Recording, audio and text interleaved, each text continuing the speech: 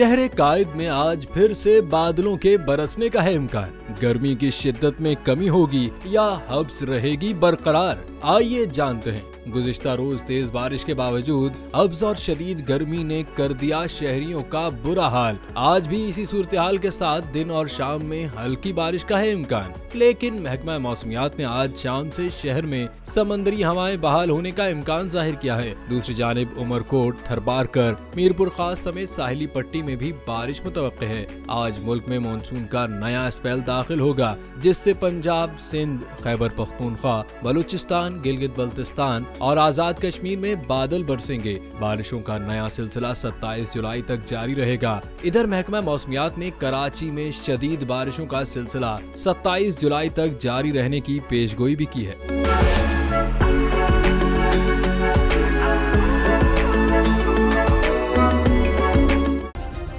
Subscribe करें और bell दबाएं ताकि कोई खबर रह न जाए।